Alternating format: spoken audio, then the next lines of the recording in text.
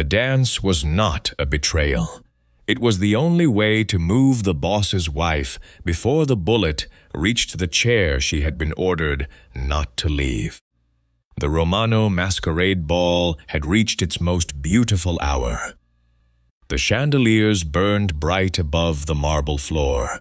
Gold and black masks turned in the candlelight. The string orchestra played a waltz that had been on the program for 40 years, unchanged, ceremonial, the kind of music that existed to prove tradition still held. The printed program called it The Widow's Measure, an old title no one in attendance had ever thought to question. Heavy red curtains framed the side corridors. Stone columns rose along the perimeter, thick enough that men had stood behind them for cover in other, less ceremonial nights. The floor itself was a work of art, pale marble inlaid with black roses in a spiral pattern that every family in attendance recognized as the Romano seal, repeated dozens of times beneath dancing feet that had no idea what they were stepping over.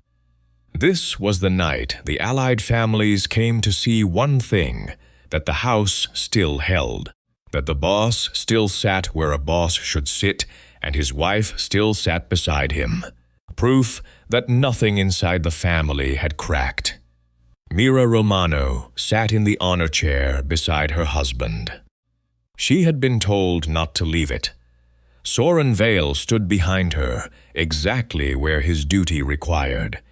He saw the chair had been shifted half a step from its traditional mark. He saw the large mirror on the upper balcony catching the angle of her chest, not the angle of a shooter's line. A line of observation, not a line of fire. It was the kind of detail that would never appear suspicious to anyone not specifically trained to look for it. A mirror placed to flatter the chandelier, nothing more, unless you understood that whoever stood at the correct angle on the balcony above it could watch the honor seats without ever stepping into view themselves. He saw one black rose on the floor catching light the wrong way. Among the dozens of identical roses inlaid across the marble, this one returned the chandelier's glow with a faint, deliberate brightness the others did not share. The orchestra changed tempo. Soren understood there was no more time to think. He stepped forward, in front of the entire gathered family, watched by 40 allied houses who had come specifically to see whether the Romanos still held together. He took Mira's hand and pulled her from the chair. The room went silent. Alessio rose to his feet. Soren. Mira was pulled into the waltz. 1 beat, 2 beats, 3. Around them, masked guests continued turning through their own steps, unaware that the music holding the room together was the same rhythm being used to track a target. The shot rang out. It came from somewhere above, somewhere in the dim space beyond the chandelier's reach, fired by someone who had spent the entire evening watching a mirror rather than a window, waiting for the exact angle the chair was built to provide. The bullet passed through the empty chair, where her heart had been a moment earlier. Soren did not look at Alessio. He looked at Mira. Do not stop dancings. Before the shot, Alessio had reminded Mira not to leave the honor chair until he formally invited her to dance. She had asked, "Am I your wife tonight, or the proof that your throne is steady?" He had answered, "Tonight, both." The answer had hurt her, though she understood why he said it. Mira had grown up in a household where women were taught a specific set of skills before they were taught anything else. Sit correctly. Smile at the right moment. Never leave a chair before permission was given. Never ask why you had been placed there in the first place. She had managed real funds in her adult life had handled real accounts for families who had lost men in this business, had proven herself useful in ways that went beyond ornament. But underneath all of that competence was a question she had never been allowed to ask out loud as a girl, and tonight it surfaced again in a slightly different form. Not why must I sit here, but why does no one tell me what sitting here actually costs? Alessio's father had lost his authority after a masquerade ball decades earlier, when his wife had risen from the honor seat before the ceremonial dance began. The allied families had read it as a crack in the house. 3 months later, his father had been deposed. Alessio had grown up, believing the chair beside the throne was not decoration. It was proof. He said, "Sit beside me tonight and let them see I still have order." Mira said, "Order is not the same as trust." Vittoria Romano had approached then, the way she approached everything, smoothly, gently, as though she existed only to smooth the edges of other people's decisions. She had run the logistics of every Romano gala for 9 years, and in that time she had become so essential to the smooth function of these events that no one had ever questioned why a senior council member chose to personally handle seating charts and flower arrangements instead of delegating them to staff. It had seemed for 9 years like devotion, the kind of quiet, unglamorous service that powerful families relied on and rarely thanked. The work of a woman who appeared to want nothing for herself beyond the satisfaction of a perfectly run evening. She knew which families needed to be seated near the orchestra and which needed distance from each other.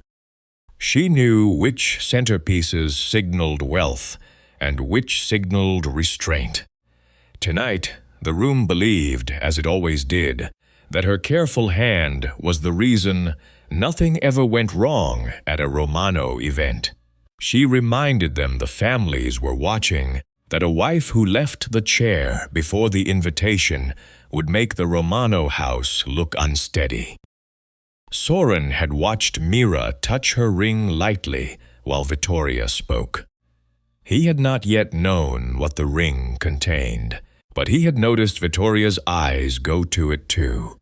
Years earlier, on a different contract, Soren had failed a protection assignment by doing exactly what every guard in this room had been trained to do, surrounding the boss. Every weapon, every set of eyes, every contingency had been built around the man sitting at the head of the table.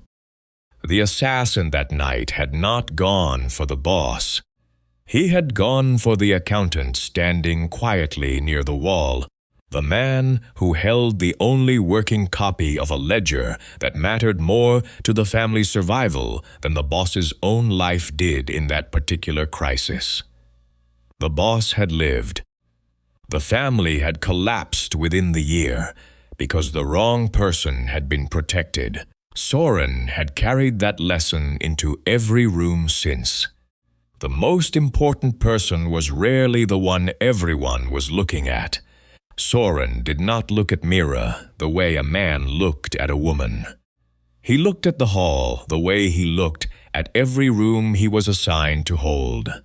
As a map of danger waiting to be read correctly, the chair came first. Its position did not match the worn mark on the floor where it had stood every year before. The mirror came next, mounted on the upper balcony at an angle that gave a clear line of observation into the honor seats, from a position no one in the hall would think to watch. The floor came after that. Several of the black roses inlaid into the marble had been polished differently, not for beauty, but so that when the chandelier turned, they caught light that made whoever stood there visible from across the room. Finally, the music. The waltz tempo had shifted from what the printed program specified. Soren looked at Lucio Bianchi, the conductor, and saw him glance toward Vittoria the way a man glanced at someone he owed a debt he could not refuse. Lucio's family carried a standing obligation to the council, the kind of debt that got called in not with violence but with small, specific requests. Change a tempo, don't ask why. Forget you were ever told. He looked at Caterina Bell, who managed the floor design, and saw her go pale at the sight of the roses catching light. Caterina had been given a lighting diagram weeks ago and told it was for theatrical effect, a way to make the dance floor glow more dramatically under the chandelier. She had executed it precisely, proud of the work, with no idea what she had actually built. And when the truth surfaced later that night, the pride would curdle into something she would carry for a long time afterward. He had perhaps 90 seconds before the orchestra reached the section of the waltz where every honored couple would be invited to rise. 90 seconds before Mira, by tradition, would either remain seated or stand on Alessio's arm, and either choice, he now understood, kept her exactly where the mirror could find her. He understood, if he shouted, the shooter would fire immediately. If he pulled Mira into a run, she would cross the marked roses. If he forced her to the ground, she would be trapped in the balcony's line of sight. There was only one option left: make the movement part of the ceremony. A dance. After the first shot, the hall fell into chaos. Alessio wanted to pull Mira toward him. Mira wanted to stop. Soren held the rhythm. Do not stop dancing. Mira looked at the shattered chair. She understood Soren had just saved her life. She did not yet understand why she had to keep moving. He said very quietly, "The first shot was for the chair. The second is for wherever they expect you to run." The exits were blocked by masked guests in panic, dozens of them pushing toward doors that had not been designed to empty a ballroom quickly. The stone columns, which any untrained eye would have called shelter, sat inside the same line of sight as the balcony mirror. Cover from a frontal attack, useless against an angle that had already been mapped. The red curtains leading to the side corridor looked like an obvious route to safety. They were not. Two of Vittoria's people stood stationed in front of them, positioned hours earlier under the explanation of crowd control. Only the small gaps between dancing couples remained outside the marked zones. Soren led Mira through those gaps. Not an embrace, not romance, a series of redirections, each one calculated to keep her out of the mirror's reflection. A half-turn here that would have looked, to any observer, like an enthusiastic flourish. A brief pause there that matched the music's own natural hesitation. A change of partner hand that mimicked the formal style of the waltz exactly enough that no one watching from the reserved seats would think twice about it. Every visible motion had a hidden purpose underneath it. Mira looked down. The black roses caught light in rhythm with the music. She said, "You are not leading me through the music." Soren answered, "No, I am leading you through the places they marked for your death." He prepared to turn her along the original rhythm.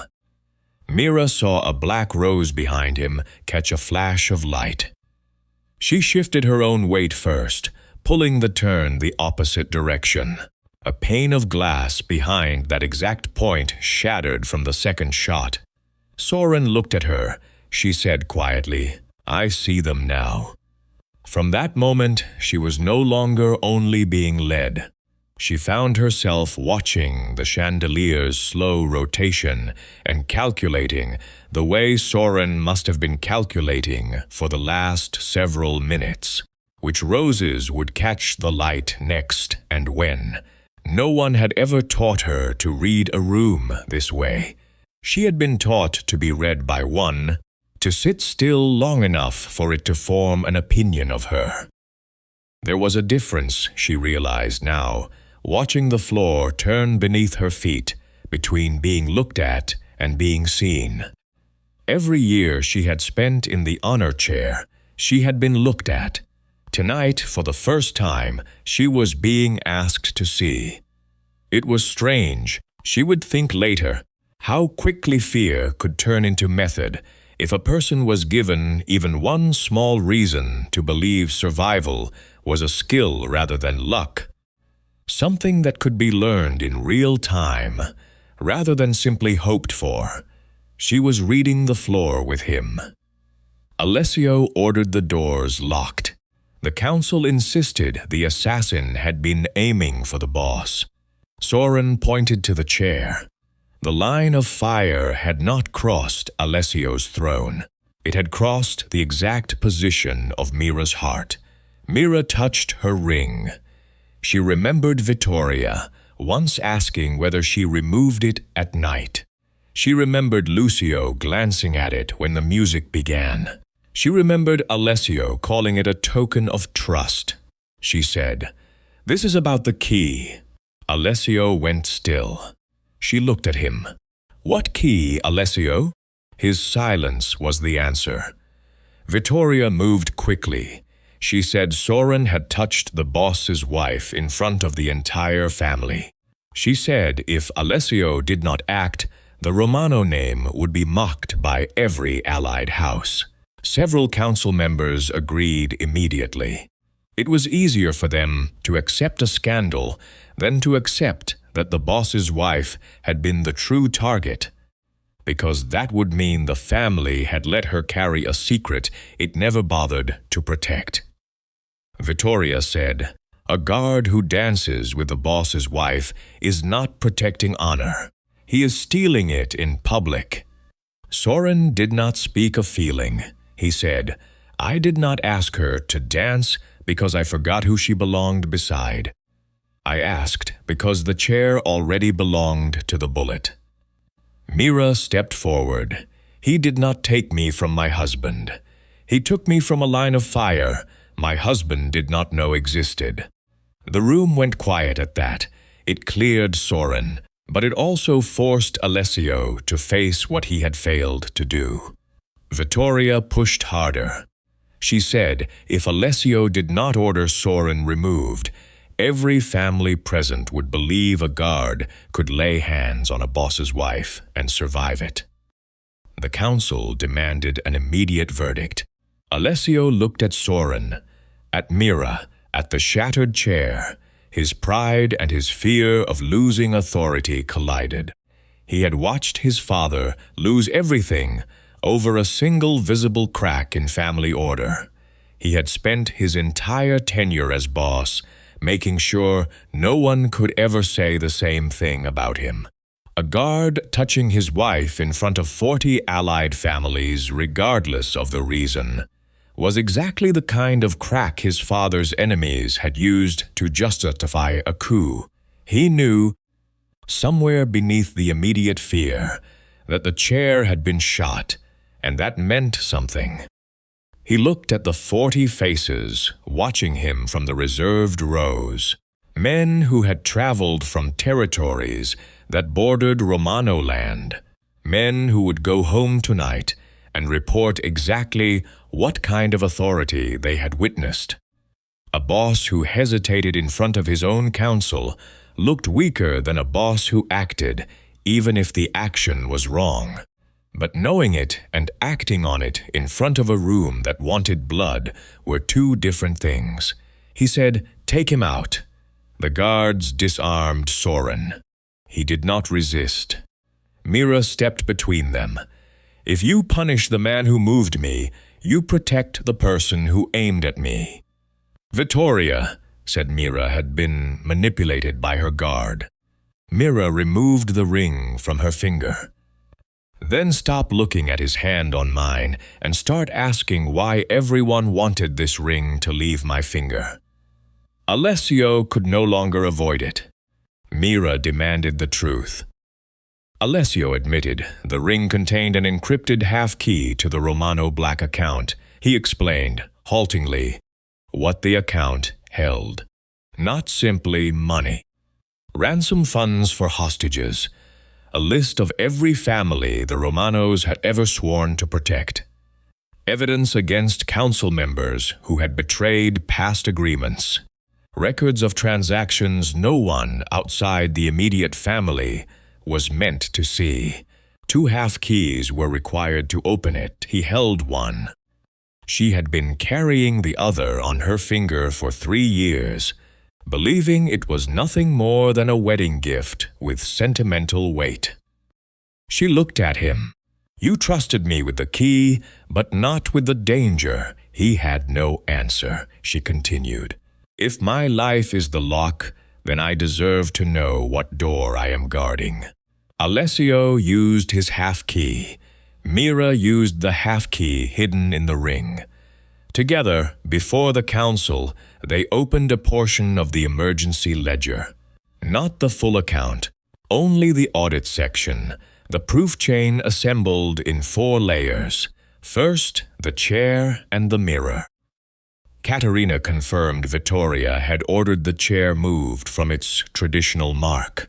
Soren explained the mirror's angle of observation. The bullet's path confirmed the target had been Mira's seat, not Alessio's throne. Second, the floor and the music.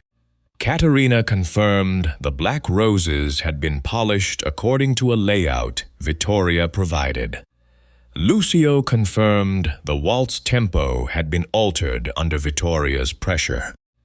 Mira described shifting her own weight the instant she saw a rose catch light. Each step Mira and Soren had taken across the marble now had a name attached to it in the official record. Redirection, evasion, calculated movement away from a marked zone. What 40 allied families had watched as an inappropriate intimacy between a guard and a boss's wife was, line by line, becoming something closer to a documented escape under fire. The dance was no longer scandal. It was evidence. Third, the key and the 72 hours. Alessio confirmed the ring seal carried the half-key. An elder confirmed the old succession law. The elder who confirmed it was the oldest man in the room, one of the few remaining members who had been present when the rule was first drafted. He spoke slowly, the way men spoke when they were explaining something that had once made sense and now sounded, in this particular context, like a confession on behalf of the family that wrote it. It had been written generations ago, intended as a safeguard. If a key holder died during a public event, suspicious circumstances required verification before the key could be reassigned, so no one could simply murder a holder and claim the key the same night. The safeguard had been built to prevent exactly this kind of crime. It had instead become the blueprint for one. If a key holder died during a public event, the ring would be sealed under council custody for 72 hours before reassignment. Vittoria, as senior council member, oversaw that sealing process. Fourth, the ledger and the motive. The emergency ledger revealed Vittoria's embezzlement from the protection funds. If Mira had died, Vittoria would have had 72 hours to trade custody of the key, erase the ledger, and bury the evidence against herself. Vittoria countered, if Mira opens the account here, she exposes every protected family in that ledger. The room held its breath. Mira faced a real choice that no one in the room could make for her. She had spent years managing the lists. Vittoria was now threatening to expose widows, orphaned children of fallen soldiers, families under Romano protection who had no other shield against the wider war between houses. If she opened the full account here, in front of rival families who had come tonight specifically to assess Romano weakness, she would hand every one of those names to people who might use them as leverage. If she opened nothing, Vittoria would walk free with 72 hours still theoretically available to her, and the embezzlement would never be proven beyond a guard's testimony and a torn dance card. Opening too much could endanger the people the family protected. Opening too little would let Vittoria escape. She thought, in the brief silence before she spoke, of every name she had personally entered into those protection records over the years. Widows of soldiers who had died for territory disputes they never voted on. Children whose fathers had been killed for loyalty to a house that had then forgotten them. Families who survived specifically because the Romano name meant something when it was attached to a promise. She would not be the reason any of them became a bargaining chip in someone else's war. She chose the audit only. She said, "I do not need to expose the people we protected. I only need to expose the woman who stole from them." The ledger displayed Vittoria's transaction trail. Vittoria's mask finally dropped. She said, "A woman seated beside power is easiest to protect, easiest to display, and easiest to aim at." Mira answered, "Then you should have feared the moment I stood up." Soren used the marked roses and the original musical program to trace the shooter's likely position. Soren had spent the last several minutes of the dance memorizing not just the marked roses, but the angles between them, building a rough map of where a shooter would need to stand to hit each one. There was only one position on the second balcony that gave a clear line to all of them. He pointed it out to Alessio's men before the council finished arguing. When the assassin tried to leave through the secondary balcony, Alessio's men caught him. On him was the evening's program, marked with a section called the Widow's Measure. On the back of it was Vittoria's seal, pressed into the wax the same way she pressed it into every official document she had ever handled for this family. A habit so consistent it had become, without her realizing it, a signature of guilt. The proof chain closed. Vittoria did not struggle, plead, or speak when the guards finally came for her. She had spent 9 years building the appearance of indispensability, the specific kind of competence that made people assume the woman managing the flowers and the seating charts could not possibly also be the woman managing a decade of theft. That assumption had been her best protection until tonight. Vittoria was taken alive to expose whichever council members had helped her. The hall, which had spent the entire evening performing stability for 40 visiting families, now had to find a way to perform something else entirely. The aftermath of discovering that stability had been a stage, set the whole time, built over a trapdoor no one had known to check. The ball ended in silence. The guests who remained, the ones who had not fled the moment the assassin was caught, stood in clusters around the edges of the hall, uncertain whether to leave or whether leaving now would itself be read as a statement about which side of the Romano family they had chosen. Mira did not return to the honor chair. She had looked at it once, on her way across the floor, the way a person looked at a piece of furniture, from a house they no longer lived in. She stood in the center of the hall, not behind Alessio, not placed back into the old symbol. Alessio looked at the shattered chair, then at his wife. I guarded the throne and left you sitting where the bullet could find you." He paused. "I called it honor because I did not want to admit I had made you a target," she said. "You made me keeper of a secret and decoration beside it. I will not be both again." Alessio did not rewrite it quickly. He had signed proclamations before, declarations of territory and statements of alliance, always with the specific economy of a man who understood that lingering over a signature suggested doubt. Tonight he wanted the council to see him linger. He wanted every family present to understand that what he was about to write was not a formality, but a correction. The kind that should have existed before tonight cost his wife nearly everything. Alessio rewrote the law before the assembled council. No boss's wife would be required to remain seated in the honor chair if an unshared security risk existed. No wife, matriarch, or key holder would be given a family secret without full disclosure of the danger attached to it. The honor seat rule could never again be used to make a wife a fixed target. A guard had the right to break protocol if the ceremony placed the protected person in danger. Any change to floor layout, seating, mirrors, music, or ceremonial position required review by an independent security team.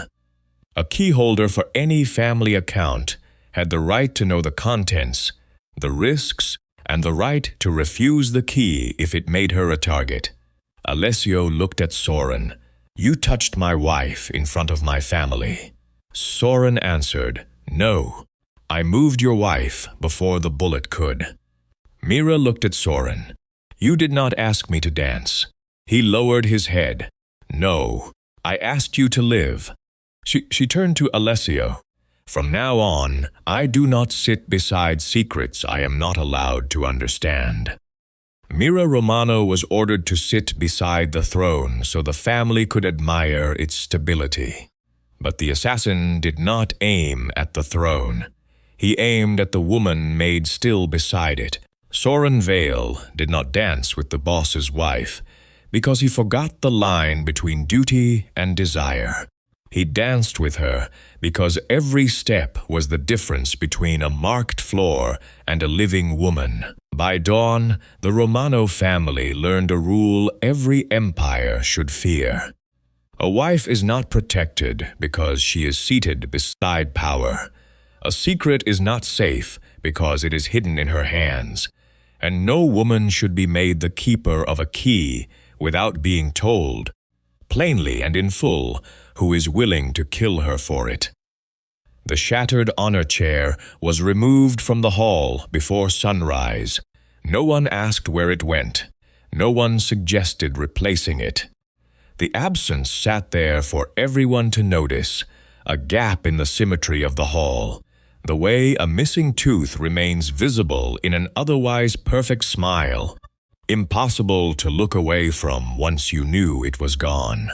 For the first time in Romano history, the seat beside the throne stood empty at the end of a ball. Not because anyone had been taken from it, but because the family had finally understood what that chair had always been capable of becoming.